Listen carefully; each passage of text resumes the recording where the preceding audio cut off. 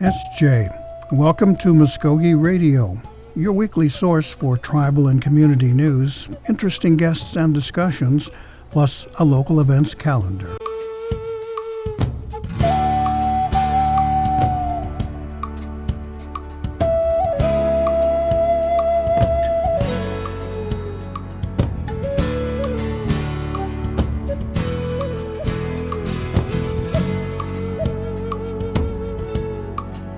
SJ, Stongo, Gary Fife, Joho Jifkados, Mvskoke Radio, Mabo Harjo the Wedges.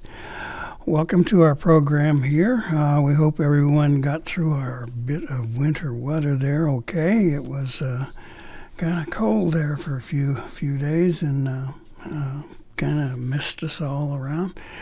We, of course, missed our program last week, but we will work hard to get our schedule back together and share that material that we had to rearrange just a bit. First of all, we all have heard so much about the COVID variants and the things, how it's affecting our communities, but we felt it was important to let you know what the latest activity from the Mvskoke Creek Nation Health Department was up to. And we'd like to thank Jared Moore and Mvskoke Livewire for sharing an interview he did with a couple of health officials who brought us up to date with how the vaccination programs and the status of the Mvskoke Creek Nation.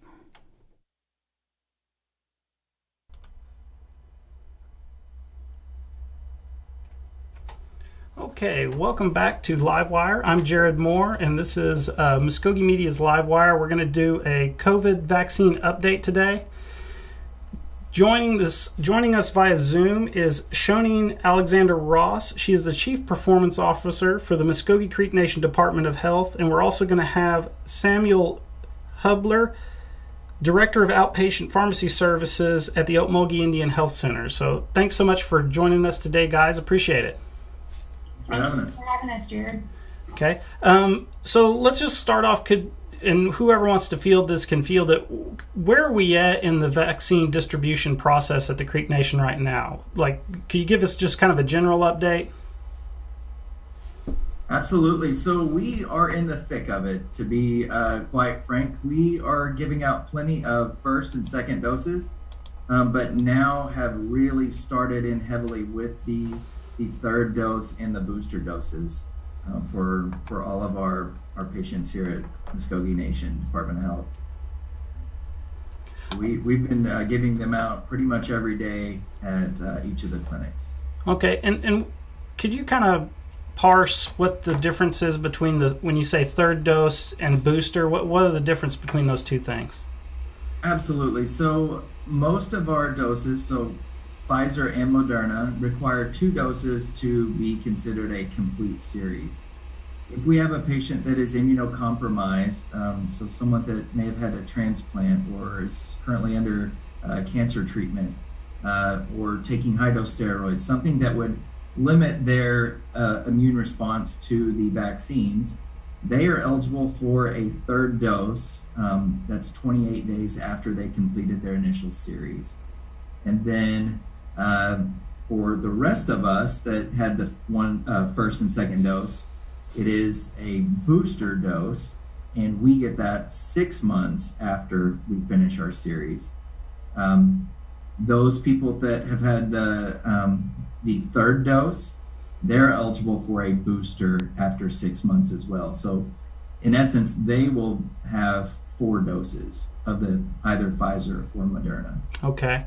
And as far as the booster shots for the general public, what are the qualifications for that? Are there recommendations for people? Sure. Did you want that one, Shoneen, or do you want me to grab that? Sure. I'd be glad to jump in, Sam, and help you. Absolutely. We're able to offer the booster to those that are 65 and older, those that are 18 and older that are in long-term care settings or have underlying medical conditions, and then those that work in high-risk settings. And someone had asked me, what is a high risk? What we're talking about is maybe those folks that are working on the front lines that are first responders, that maybe work in the public school system, so their education staff, correction workers, postal workers, public transit workers, those individuals that are interfacing with the public on a consistent basis. Okay, and the boosters and the third dose too, those are all going to be things that the practitioner that you're seeing at the clinic is going to tell you which one you're going to get. For people who maybe they don't know for sure if they should have a booster or not, should they just call their local IHS clinic, or what should they, is there somewhere a hotline they can call? Absolutely. So I'll jump in, and then maybe Sam wants to add to the conversation. So we do have a vaccine information line. If someone is interested in learning more about the vaccine, or if they want to sign up on the list and have the clinic contact them to schedule them for their booster or their third dose, I can share that information with you, Jared, and we can get that number out. Okay. Individuals can also go to our website at creekhealth.org and go to our COVID-19 page, and I promise you'll have more information there than probably what you want to read through. We talk a little bit about boosters. We're getting that information out to the public. We're also talking about how you can follow our events that we're having in the communities for flu and for COVID. So there's information on there about how you access your vaccine, what numbers to call. If you want to bring some family to a community event and get the flu shot and the COVID, there's information about that as well. And of course, if individuals want to follow us on social media, the Mvskoke Creek Nation Department of Health has a Facebook page, and we are putting information out there frequently. Okay. And with that hotline, just for the audience, after this stream is over, once I got that hotline, I'll put it in the description for the video down here. So, you're going to jump in there, Mr. Hubler? Sure. So I would say if you do not find the answers that you want there on the website, please call the clinic that's closest to you, because each clinic's staffed a little bit differently, and they have their vaccine schedules set up according to what works best for them. So some clinics do like all Pfizer vaccines, say on a Wednesday, and then Moderna on Thursday. But each clinic is different, so I would have them call the clinic that's nearest to them, or the one that they frequent, and make sure that they schedule or find out what day they should show up. Okay, great. And go ahead. Jared, I would just add, I have that number, and I shared it in the chat. All right, let me see if I can. 758-3601, and that's the Mvskoke Creek Nation Vaccine Information Line. It's an automated line, so all the content on there is pre-recorded, but you are able to actually leave a voicemail. There's options that discuss the types of vaccine that we have. Of course, everyone knows we have Pfizer, we have Moderna, and we have the Janssen vaccine. But it does give some education on the different types of vaccine. It also gives you the option to leave your name and a return phone number for us to call you back, and we'll help you get scheduled. And for those that are interested in learning a little bit more about the side effects of the vaccine, et cetera, that content's on there as well. Great, awesome. So, and thanks for popping that in the chat. I was able to get that up on screen. Everybody could take a look at it. We also saw earlier this week that the children's vaccine for 5 to 11 got approved. What's the plan on the rollout for that on the Creek Nation side? So yeah, some very exciting news. I saw the UPS truck drive up onto the dock before I came up here. So some has arrived on site. We plan on making sure that all staff is aware of all the changes. It is a different formulation. Storage is different. The amount of doses that come per vial are different, and the length of time that it is good once you draw it into a syringe is different. So once we have had the opportunity to train and test all the staff on those competencies, we'll be rolling those out about Tuesday of next week is probably the earliest that we'll be able to get that done. Okay. So we encourage people that have kids of that age, 5 to 11, to go ahead and reach out to their pediatricians at the clinics. They're going to be the ones that are going to be handling most of those doses, so they can go ahead and get those scheduled. Okay. And get those youngsters taken care of. And with the child vaccine dosages, those are going to be done through the pediatricians. Do you guys think we're going to see like the drive-up tents and stuff like we saw with the previous rollout? So I would not foresee so much of the drive up, mainly because of physiological differences in pediatrics and adults. A lot of those smaller kids will end up getting those doses in their thigh.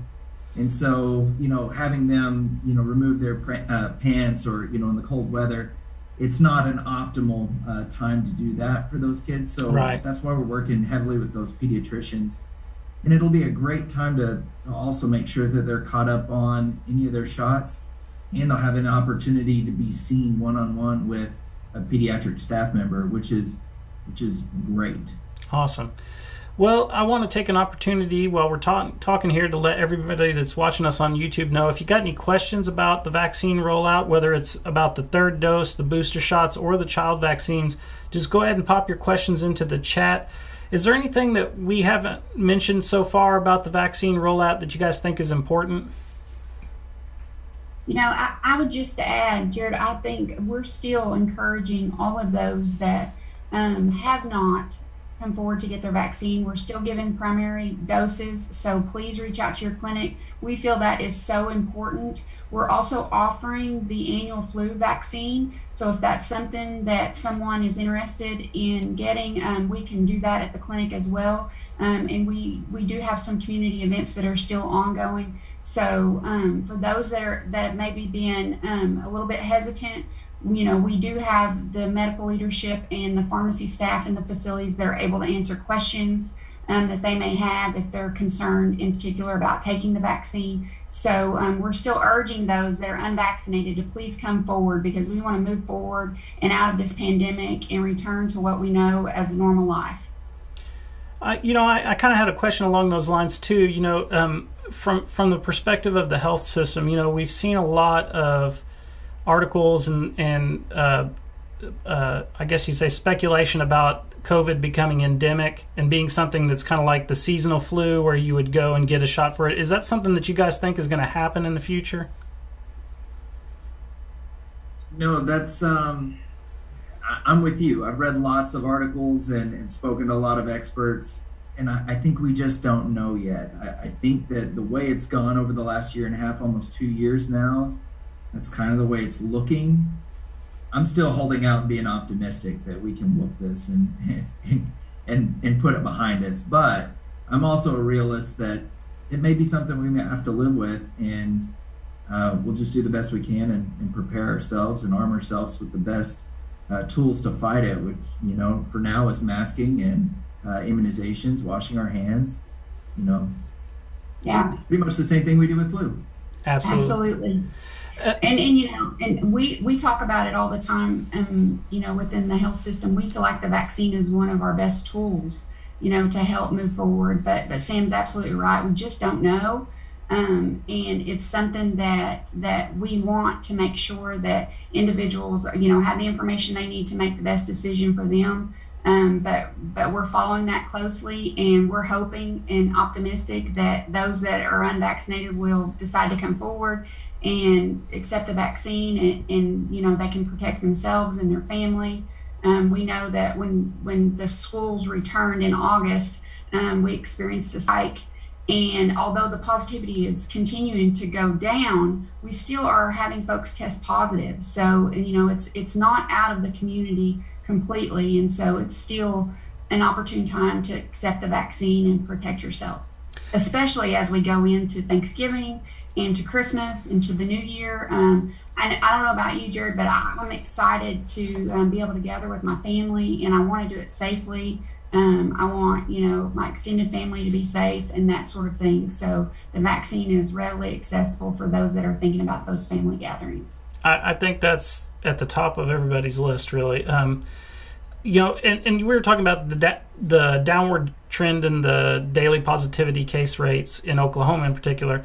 And do you guys, what's your opinion on a winter surge? Are we going to see those numbers come back up in December, or do you think this is going to hold since we're seeing more this new rollout of vaccines, right? Are we going to keep going down, or is there a possibility to come back up? Well, I think that we do have a big possibility of a surge just because of, you know, closer quarters. We have other respiratory illnesses that are going around during this time. But because of the amount of people that have come in and have been immunized, I would expect that surge to be less than it was, say, a year ago. I would expect us to have made significant progress. But again, it will take plenty of people receiving their vaccinations and making sure that we're washing our hands really well. And if we're feeling sick, to stay home and be a little bit selfish or selfless at that point, and not go out when we are sick and spreading whatever illness we may have. Gotcha. Well, I want to thank both of you guys for coming in to Zoom today for the live stream. We're still, where are we at here? About 14 minutes. Is there anything else that we haven't touched on in relation to this? Because I've pretty much covered all of my information. So I did notice that on my notes, on the boosters, I didn't talk about heterologous mixing or being able to get a different type of vaccine for your booster. Okay. And I think that's a very important thing. Once you've had either your Pfizer, Moderna, or your Janssen primary series, and you're ready for that booster, you can pick any of the three to get the boosters. So the Pfizer continues to be a full 0.3 mil dose. The Moderna is a 0.25 mil dose or a half dose. And then the Janssen or Johnson & Johnson is a full 0.5 mil dose. And like I said, you can mix and match those for your boosters. So they've had a lot of studies come out of Europe and several newer studies here in the US that show an increased immune response when you booster with a different type of dose. Or maybe you have somebody that, didn't feel real well with, say, the Pfizer or Moderna, and they want to try one of the other doses. That's perfectly fine. So when you do call to set up your appointment at one of the clinics, they can pick from that day, or if they want to talk to their provider, which one might be best for them, because there was some issues with the Johnson & Johnson in childbearing years, those women with blood clots and things like that, and with Pfizer with myocarditis. So if the patient has concerns with those, that's perfectly legitimate, and we can talk about those and recommend what would be the best for them to do on their booster. And just speaking about that, how long will the booster last you? What's the window there? Like you say, you get your booster, then how long are you going to have guaranteed or 90% immunity? Sure. So far, they've found that about 6 to 8 months following your last dose is about the length of time that you will have sufficient antibodies. After that time, there is some waning to the immune system that goes on. So we start losing some of those antibodies after about 6 to 8 months. I see. Well, that pretty much covers everything for me. Once again, thanks so much, guys, for coming in today. And if you guys got everything out that you need to get out, I've covered all of my questions. And I just want to say also, from me personally, I appreciate all the hard work you guys are doing out there on the front lines. I know that that's probably one of the most dangerous places to be during this pandemic is seeing patients and being out there and working in the health system. So Mado from me to you guys too, just personally. So with that being said, I don't see any questions that popped up in the chat, so we're going to sign out today. And we have another live wire scheduled for next Tuesday at 10 a.m. with Dwayne Meadows. We're going to talk about the diabetes virtual summit that's going to be in a new place this year that's not on our channel, but there'll be some surprises there. So If you have any questions about diabetes prevention or where to get information about that, make sure to tune in next week. And with that being said, Mado, and we'll see you guys later. Okay, thank you, Jared, once again for that material and the information we could share on an update. We've got to get rid of this pandemic, and hopefully everyone will chip in and do their part. We hope that we'll have a real nice, bright future. We're going to take a short pause here, then we're going to be listening to a conversation with Joy Harjo, who has been appointed the artist in residence for the Bob Dylan Center in downtown Tulsa. So please stay with us here on Mvskoke Radio, here on 106.3 The Brew. Hear that? That's the sound of hope being killed by meth. Methamphetamine use is causing huge problems in our community. Hear that? That's the sound of something you can do about it. Events like rodeo, res ball, and family time can help keep kids away from meth. Talk to your kids. Keep our culture alive. A message from the Partnership for a Drug-Free America and the National Congress of American Indians. Learn more at ncai.org. Our wonderful, accomplished Creek artist, Joey Harjo, has another honor to add to her collection. She's been named the first artist in residence for the Bob Dylan Center in downtown Tulsa. That's along with all the other wonderful things that she's accomplished and the recognition she's deserved, and of course being the third poet, U.S. Poet Laureate position, one that's not been passed around too much, so congratulations. But we had some time with her, and we wandered around with a few different ideas for discussion. So let's talk with Joy Harjo. You know, we were joking a bit about schedules being berserk, and I know that yours has got to be pretty crazy to begin with, but have things picked up with your schedule, particularly with COVID and whatever else you have to deal with? Well, the last few years since COVID have been virtual, and we all got burnout on virtual. We all got burnout on Zoom. I did a lot of performances on Zoom. It was helpful. I mean, there's a part of it that was good, that it allows people to come into those performances who otherwise wouldn't come in, wouldn't be able to make it, or it'd be too far. One of the most well-attended was at Harvard. I did some virtual event at Harvard, and they'd gotten the word out, and there were people from all over the world at that one. Oh my. But, so, that's been the good part, but there's nothing like being in person, and as we were talking earlier, the energy exchange, and it's just very different. So people are over the virtual and are insisting that I come in person, which can be a little tricky. I mean, it's still out there. Yes, I've been, vaccinated, boosted, all that, and I always take precautions. So, and I always test myself frequently. But I'm traveling every week through the spring. And I have stuff going into the summer. I try to keep summer clean. I've been trying to keep the fall clear. The fall's already starting to jam up. So I told them, I said, I don't want to take on anything else right now.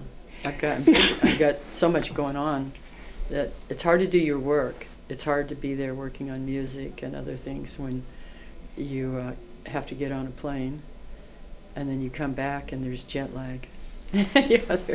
Which has gotten, the older, I don't like to admit that I'm getting older, but yes, I am, and that's one of the things. It gets harder to travel, I think. Well, it beats the alternative of not getting older. Yeah, that's true.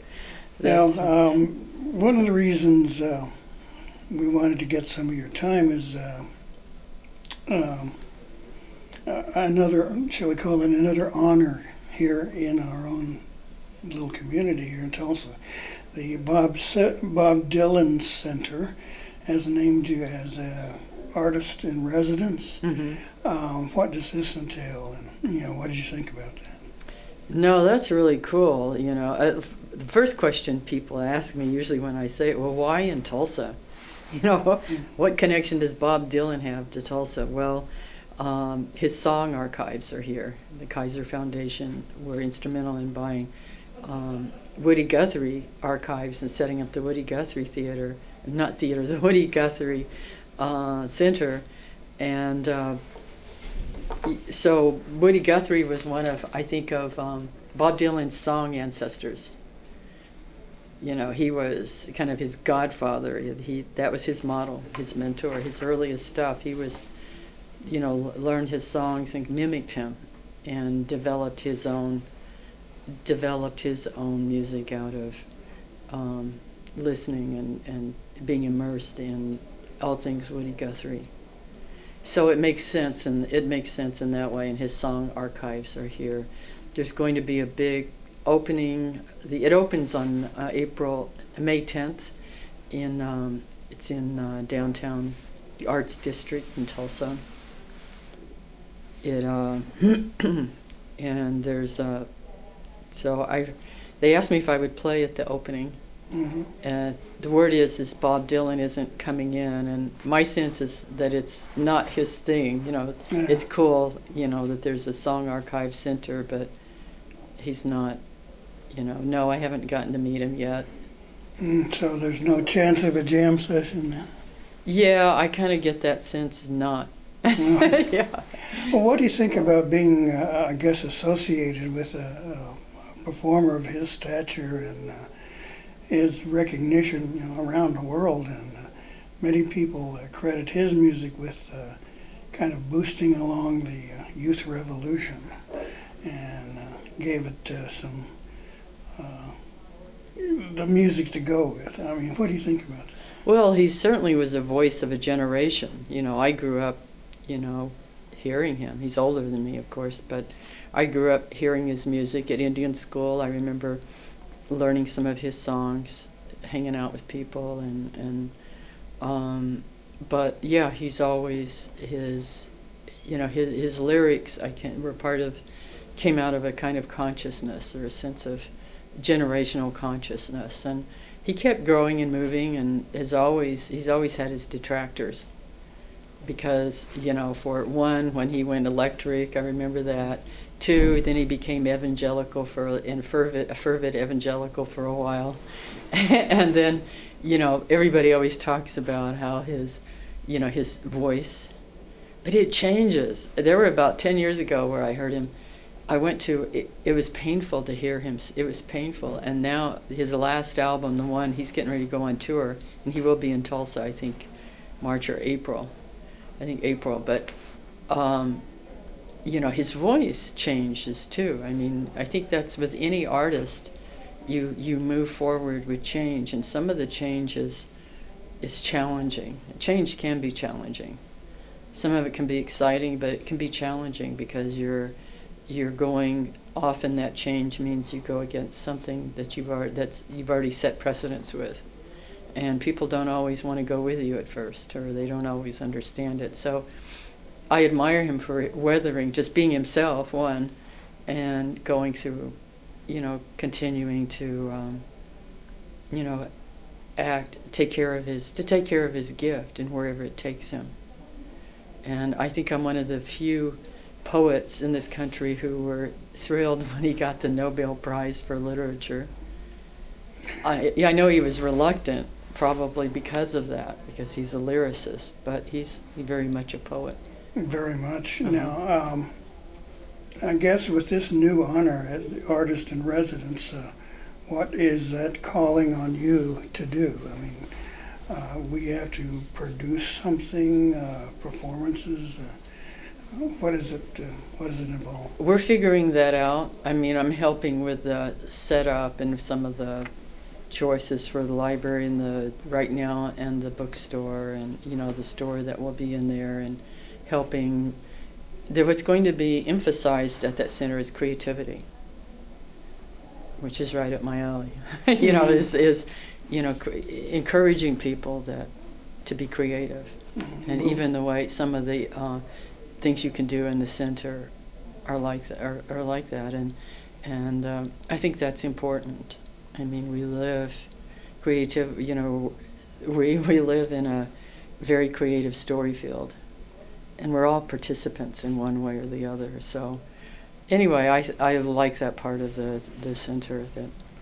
So it's going to be whatever, you know, I plan on at least once a year anyway, having some, you know, bringing acts in. And of course, I always want to support Native acts. Well, I was going to ask you, that was my next question. What is there that opportunity then for you to make more Native influence with young musicians and creative types? Yeah, that's what I think so. You know, songwriters, it'd be nice to get some songwriting workshops and, you know, get those set up. You know, they have a staff and so on. So, yeah, I think that's exciting. How has I guess the world, the country, Tulsa, reacted to the continuing roll of honors that you've received lately over your career? Come to think of it, have they really embraced you? They still ask questions. I think so. I think people, you know, whether I want to be or not, I'm a representative. You know, I just do what I do.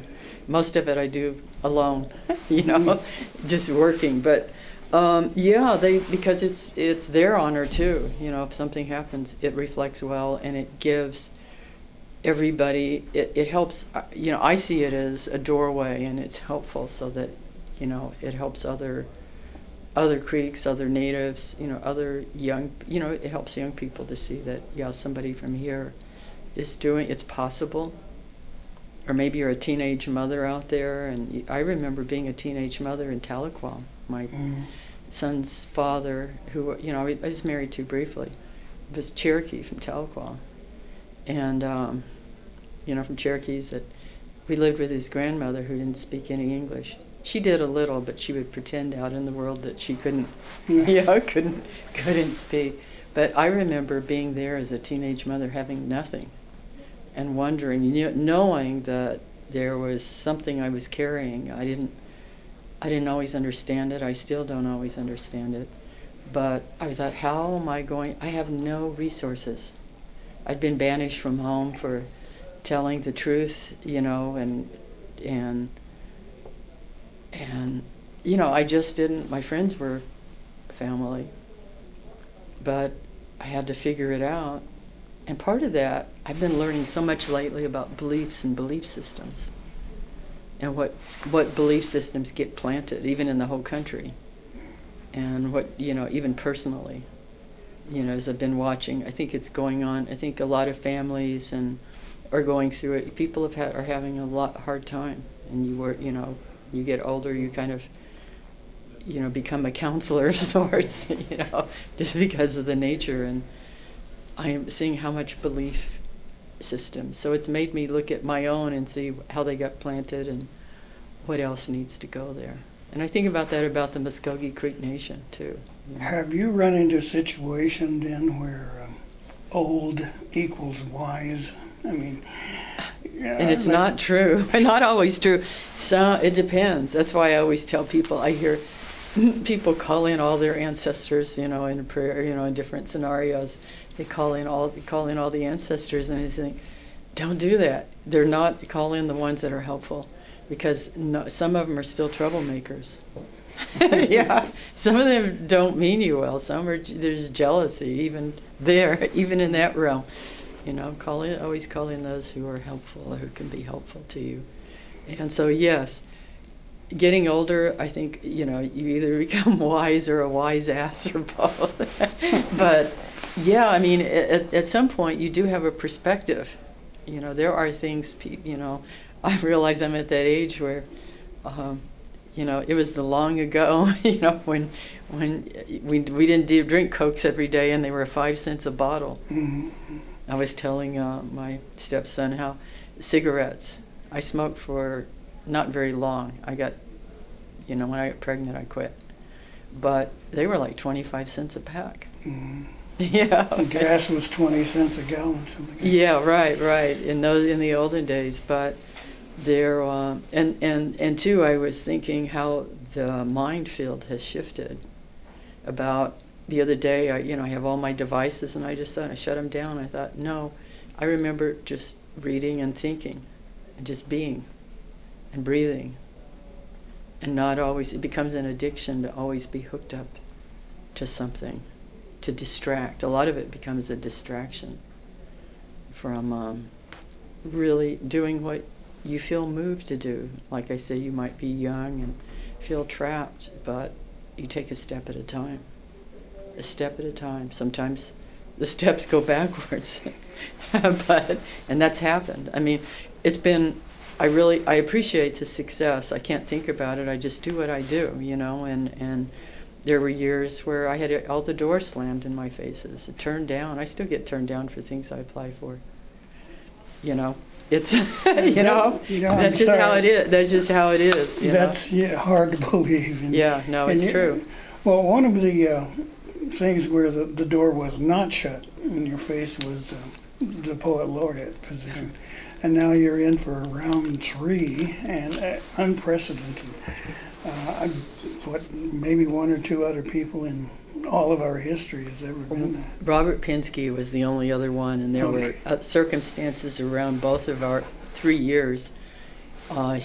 It was a bicentennial year, so he stayed on another year, and they brought in 2 other poets, and they did events. With me, it was the pandemic, and so they extended it for 3 years, and it's been an unusual. They said it's been one of the most unusual poet laureate. I have been one of the most unusual in the sense of what we've had. This term has been one of the most unusual because of what we had to deal with a pandemic, with climate change, with political upheaval, with all of that going on. Everything is changing the face of this country. Mvskoke Creek Nation, this.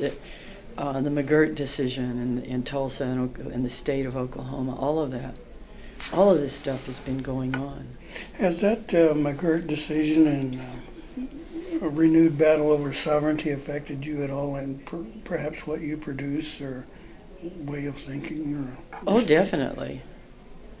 I've always been maybe too much of a nationalist, like Mvskoke Creek Nation all the way. But then if you think about it, it's not, we're a confederation of tribal nations.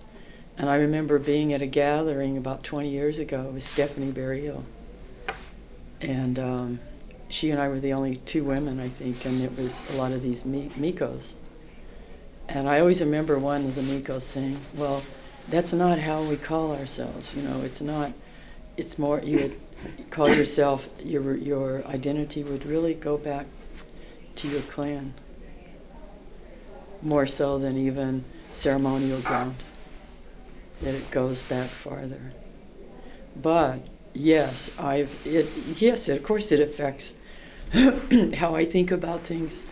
Sorry, I was singing on the car on the way up here, trying to work my voice. Just a question on the side, what clan are you? Kacha. But not to my mother. Yeah. And my mother's family were Cherokee, and I'm trying to figure out that clan through there, but on her side, it was her mother and her mother and her mother's side.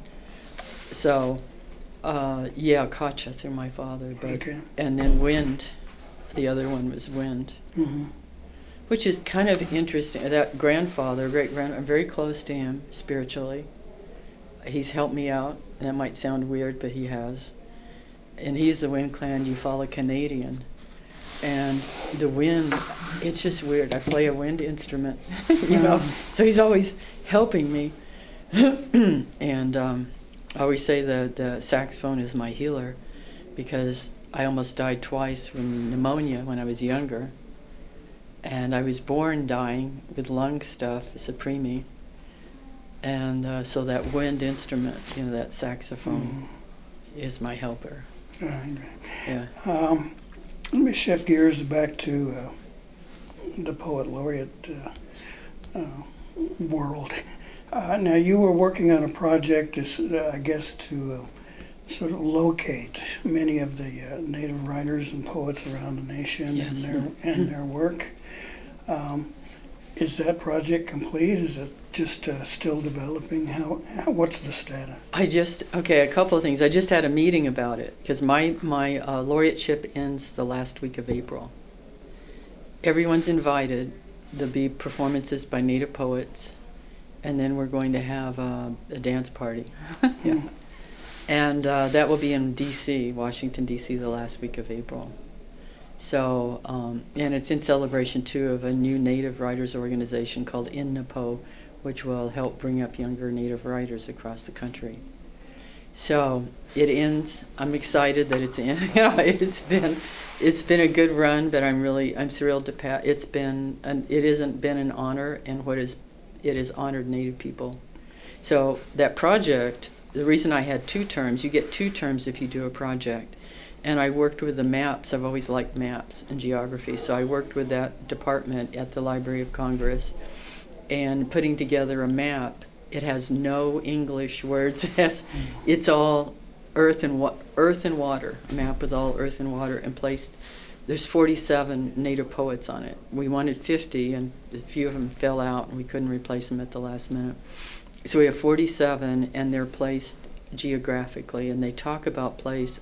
And they each picked a poem they wanted. I didn't choose. They picked what they wanted and read it. So there's a whole collection now at Library of Congress of Native poets reading, which will remain in the permanent collection.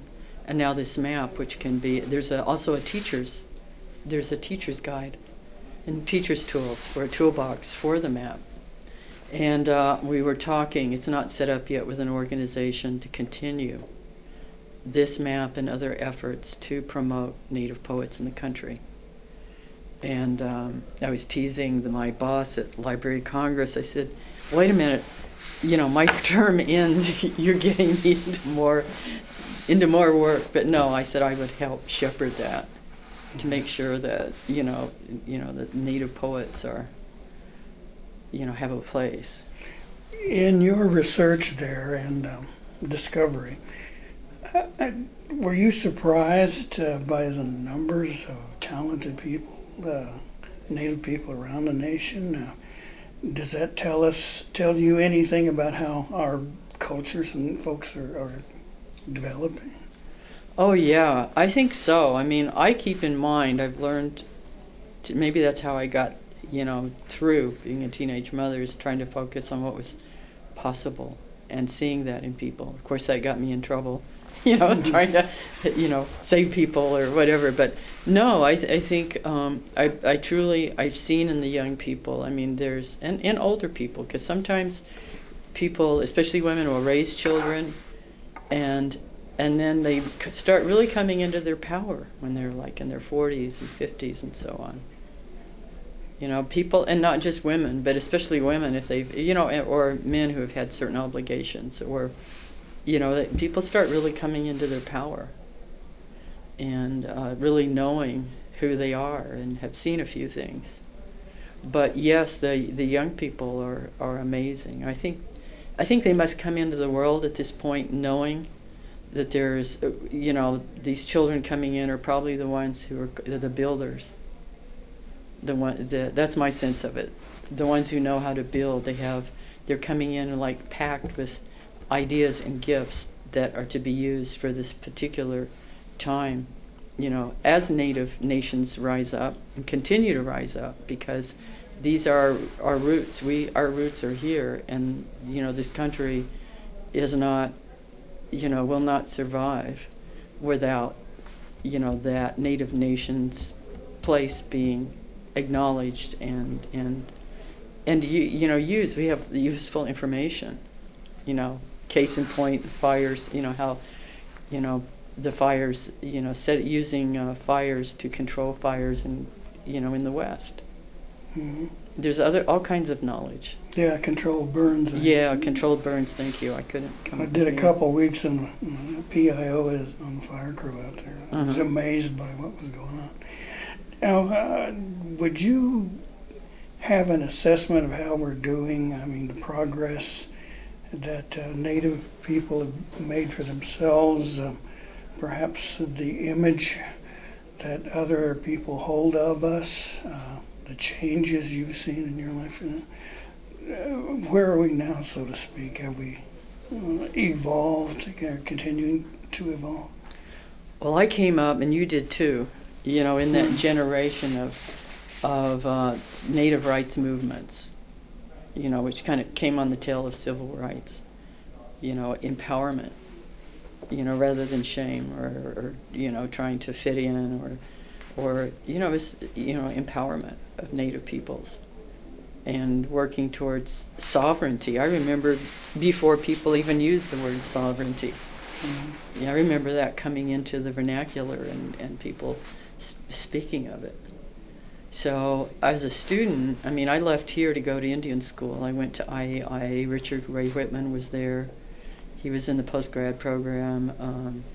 Sandy Fife Wilson, I roomed with her too briefly.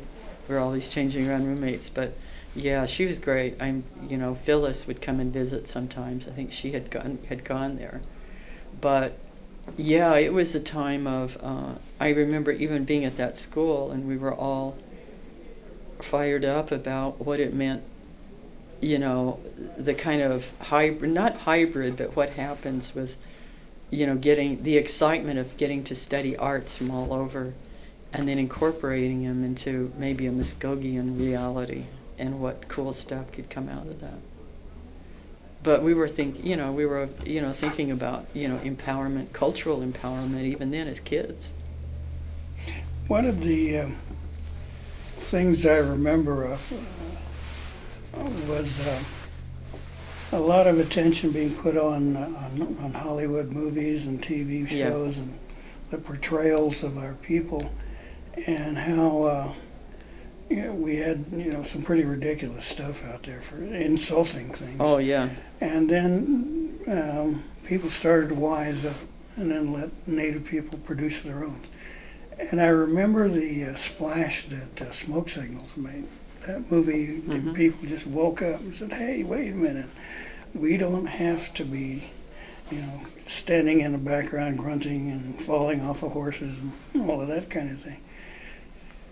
And it kept progressing, and other big time movie people, was thinking, "Hey, maybe there's something there." And then, of course, Dances with Wolves came along. A lot of people still have a thing about that, but for me, much of it rang true. Mm-hmm. Like I know some of those Lakota people, and then we're at a point now where we've just seen Sterling Harjo's work. Mm-hmm. Reservation Dogs just turn things around so radically. Mm-hmm. And I remember the first time I saw it, the premieres downtown, and I saw people holding their sides, hurting from laughing so hard. Mm-hmm. So this is the true story. I know kids like that. I mm-hmm. got cousins, and everyone was saying that. So, what do you see, or what do you feel when you see something like that? And I presume you've seen Reservation Dogs. Oh yeah, I saw it when we came over to River Spirit. Mm-hmm. I was there in the audience, and that was really cool. Sterling has worked, a lot of people will watch somebody who, quote, makes it or becomes, quote, successful. I want to say there's all kinds of success. Some of the most successful people I've met, you won't know their names. You can't use the outside world as a measure of success. It can be useful to be helpful to other people. That's how I see it, But yeah, there was a lot of work all of those years. I've known Sterling since way back. He has, a lot of work and studying and so on goes into that. But that's a beginning. Smoke Signals was too.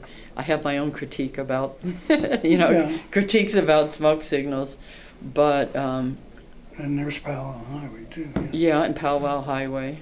And that had its, it's the thing about filmmaking, it's so expensive. Well, what's next? I mean, you've got this incredible list of achievements, and the different foundations and awards just read like an alphabet soup of the incredible honors available and being shared among our nation and our people, not just necessarily natives, but quite an impression on the greater community. So where do you go now? I mean, what else is there on your list, so to speak? Well, I have 2 books coming out this year. One, I realized that it's this year marks 50 years since I published my first poem in the student magazine at University of New Mexico. So I quickly put together a manuscript of 50 poems for 50 years, including some new ones. And that will be out, and then notes in the back, historic, etc. in the back. That will be out this fall. And then I did this book. I didn't want to do it. It just kind of happened. It's part of a series for Yale University Press, where Jay Fife is going to school. And it's part of a Why I Write series. They've had different writers. They make you do a keynote, and I usually say no keynotes, or I do them with music. Do a keynote, and then you're supposed to turn that into a book. Well, I was so freaked out about doing it, I wrote the book first while I was traveling around. And so that will be out. I'm working on a musical play. We'll probably be doing a reading of that play, either at Theater Squared in Fayetteville, and we'll do one here this year. It's a musical play, not a Western musical. I want to do a Creek musical. And it's a young band, lead singer and writer, kind of singer-poet. Creek, his buddy named Lunchmeat is the drummer. And his girlfriend is Kiowa, because I figured they're going to want powwow, people. So I'm going to figure out a way to get some, but it's ultimately, and the drummer I based after Esperanza Spalding, and the bass player, but she's in the story. She has her father's freedman, and he's come home to, she lives in New York, has to come back to take care of him, and then the keyboard player is from an oil family, but he's living on the streets. So anyway, there's all these characters, but the main character, Justice, his mother is missing and probably murdered, because she's uncovered stuff with the family land and oil and all that. And she's brilliant. She's threatening. I may have to just rewrite the whole story, because she threatens to take over the whole story. Her character is quite interesting, and she's amazing, but also wounded. So, but it's fun. I think it's funny too. But anyway, the whole point of doing this was to show that our music is part of the origin story of blues and jazz. So the band will find that out and face some opposition. Right. But that's what I'm supposed to be working on right now, and I've been an artist in residence at Theater Squared, and even though I haven't been there much, and but I'll be there, and we'll do the, they're helping develop this. Yeah. Last question here, and we'll get out of your way, is I understand you're teaching about writing now. Is that like a virtual course? Is there what? Yeah, I got talked into doing a master class. Okay. I remember I told my assistant, she says, you should do this. I said, no, I don't want to do it, but I'll take a meeting. I'll go in a virtual meeting, but I'm curious, but I'm going to say no, because I'm too busy. That happened with 2 things that I wound up doing. And great crew, and apparently it seems to be doing pretty well. There's a lot. The first one I happened upon that. If you're out on the internet, you usually you see it out there, and there's all kinds of people who are good, really good in their fields. Everybody from economists to, it started out mainly with musicians and creative work. Like the other night I was listening to the Metallica talk about how they write music, because I'm writing new music for this play, and then I just wrote a song, and I'm working on another one with John Williams from our old Poetic Justice band. We've been talking about doing some of that again. So we've been working on some songs.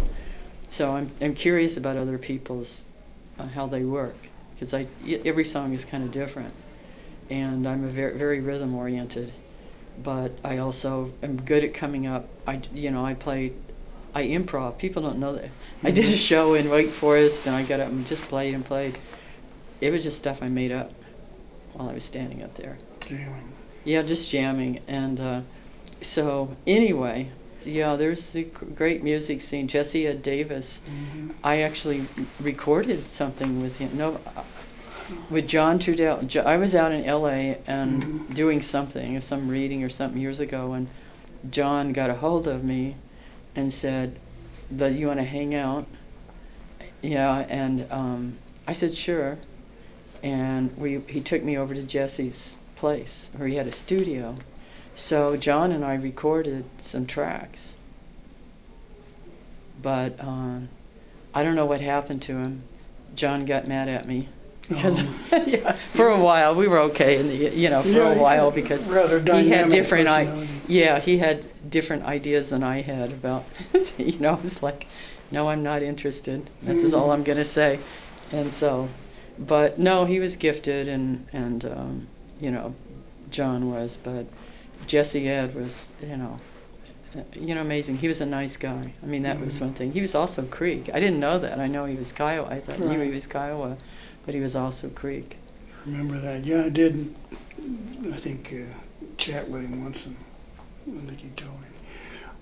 Well, as we wrap this up, here's a chance for you to, I guess, leave a parting word or a thought, a feeling, perhaps, and for people who are going to be listening to this. Any words of advice? Anything you want to leave with them? Well, it's important to always keep learning. I don't know that much. I mean, I love my people and the culture, but there are people that carry a lot of wisdom and knowledge. And, I've helped get a program going for arts mentorship to put people like that who have knowledge in their fields with younger people. I think that's really important, whether it's the arts, and that's the area I worked in, but it would be good to expand a program like that all the way around. There's people over at elder housing and other places that would be great to have younger people, a program set up so that, they make alliances or go visit, and so on. And, I think a lot of us are holding it's important to hold a kind of vision of where you want to go, and of starting a school for our people that would be language, but it would be the arts. Community service would be a part of it, and also physical health, food sovereignty. And I think a lot of us are carrying that vision. So that's, it's important to keep imagining and remembering, because it's also our legacy of, who we are as peoples.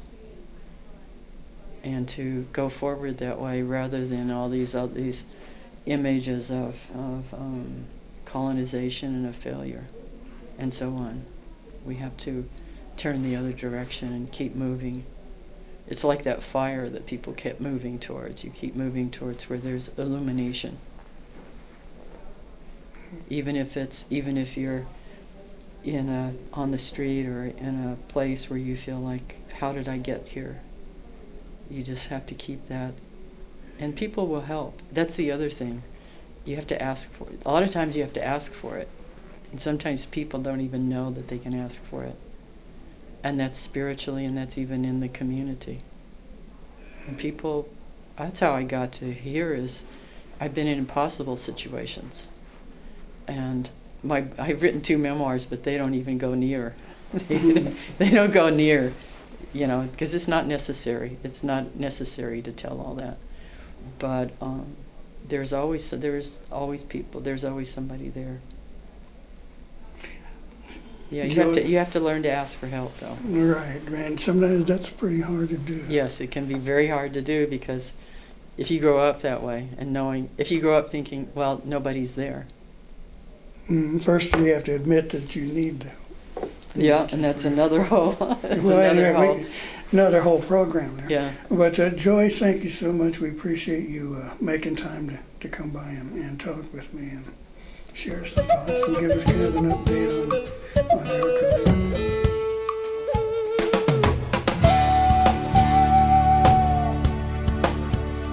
You've been listening to Mvskoke Radio. Join us again next week for more local, tribal, and community news and updates. Madam.